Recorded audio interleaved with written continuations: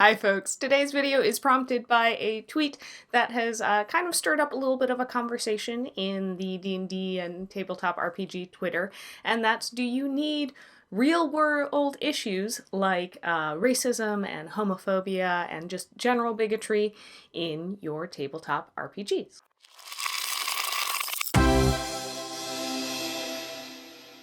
So long story short, my opinion, no, you don't need those things. You can have those things in your game if you want, but it's not necessary for a world. To start off, why are some reasons why somebody might not want to deal with these things in a tabletop RPG? Well, if they're approaching gaming as an escape from the real world, as something that they don't have to be dealing with issues they deal with on a daily basis in their real life, at the table in this fantasy world, especially if you're doing a fantasy setting that can be any world you want. I've had one or two experiences where a player has brought up sexism in game that kind of threw me because I was under the understanding that, like, okay, this world didn't really have major sexist, like, these are women's roles, these are men's roles, and it was not something I wanted to be playing because I've dealt with that in my life. And this was an escape. So that definitely threw me when I ran into that. For me, oftentimes gaming is an escape. It's a place that I don't have to deal with the intolerances of the real world at the table. And I think it's also a little different when you're talking about NPCs that maybe have these beliefs versus PCs that have these beliefs. And part of that is I think especially when you're dealing with real world issues like sexism, racism, homophobia, it can be hard to separate the player from the character beliefs in some of those situations, because probably most times the player has separate beliefs from the character, but it's the times that they don't, that the player's using the character as an excuse to get to play these toxic beliefs and opinions out, and kind of use it as a shield, that can be problematic. And especially for anybody who is a minority or who's dealt with these real world issues in their daily lives, sitting at a table where you're not sure if the other players see you as just as human as they are, or look at you and think, you know, in their private mind, like, oh, you're going to hell because of who you love. Like, that's just, for me, that's not, I'm okay with playing with people of different opinions and different backgrounds. I actually enjoy what different people bring to the game. I also like gaming to be a safe space, and I don't want to be sitting at a gaming table with somebody week after week if I don't feel comfortable around them, if I feel like they don't see me as an equal person. So sometimes having these real world issues of sexism, racism, homophobia, bigotry at the gaming table can make the table, the actual space, an unwelcoming place. Okay, but the other side that I do understand and agree with is there are times that it's okay to have these things in game if that's what you want. First of all, I think it's good to, if you're a GM setting up a campaign, or you're a player that wants to play a character dealing with one of these issues as kind of a central theme, this is a great thing to bring up in a session 0, or as you're planning out what game you want to play, what system you want to play, what setting you want it to be. Just to keep that in mind and make sure that everybody else is on board with it, that and somebody else isn't going to be like, this is not the fun I want to be having. This is not the game I thought I was signing up for, because getting those, like, out of nowhere, having a player that all of a sudden introduces racism into your game, if you have specifically tried to set up a world where it doesn't exist as a GM, or even as other players, can be a bit jarring, and just a like, okay, wait a second, this isn't the game I thought we all were playing.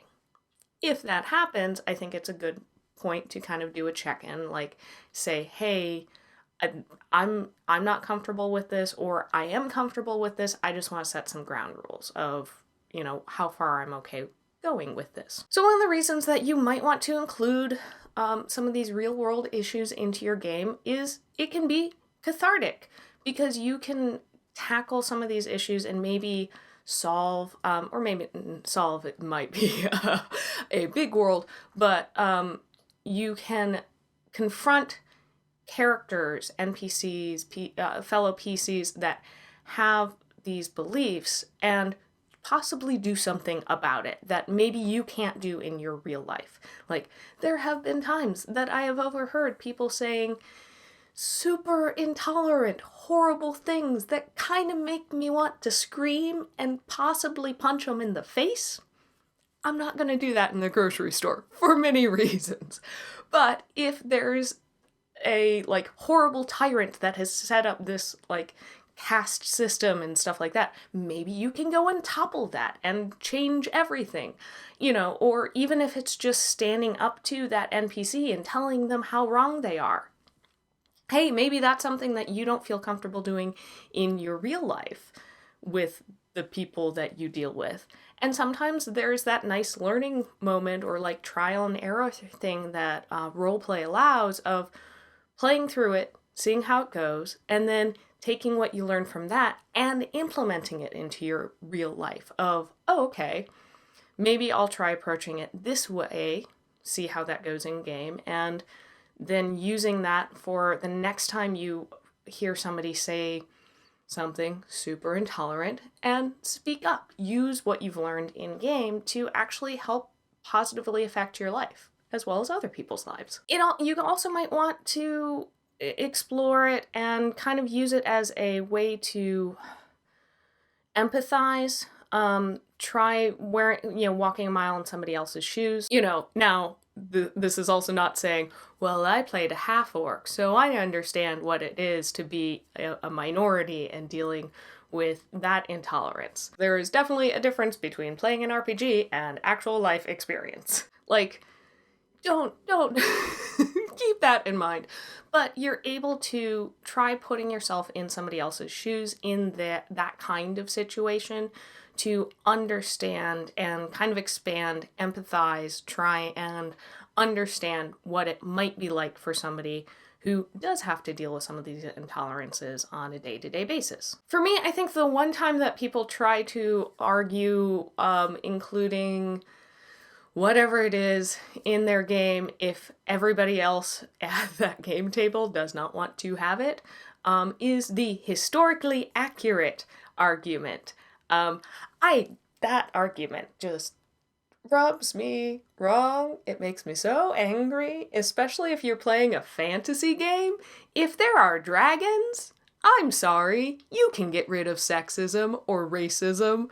You don't have to have that be a major theme of your game. There's a freaking dragon flying across the sky. This is not historically accurate. So just for me, that's the one argument that it's like, there is a major flaw in your argument. If you're using that as a reasoning why you want to be a bigot, maybe you should re-examine why you want to play that in game.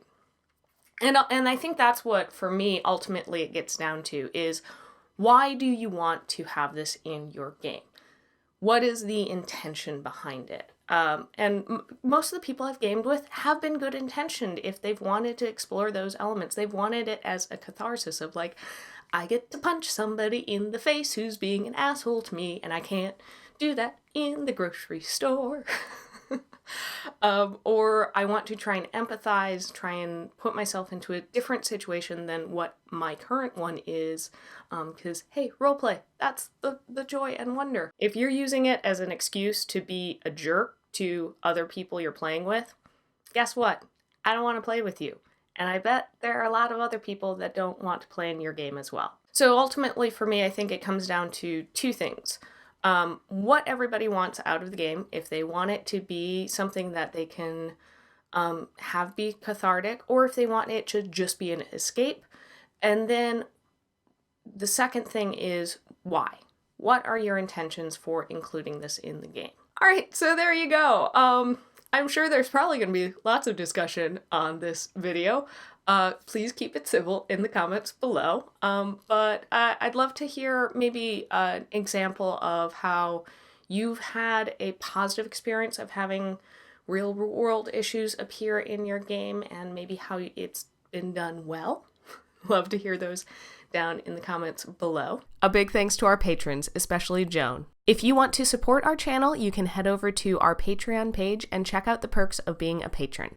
Okay, so a little bit more of a serious topic video this week, but if you enjoyed it, I hope you subscribe and share it with a friend. We make videos here every Tuesday and Thursday, and you can check us out on Twitter and Instagram. I'm posting Matt Vember over on there, so if you want maybe less political, social stuff, maps.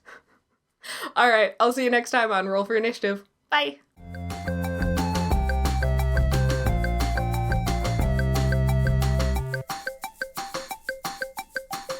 I think as long as the reasoning is not, well, I want to be an asshole, and oh, I might get some hate on this video.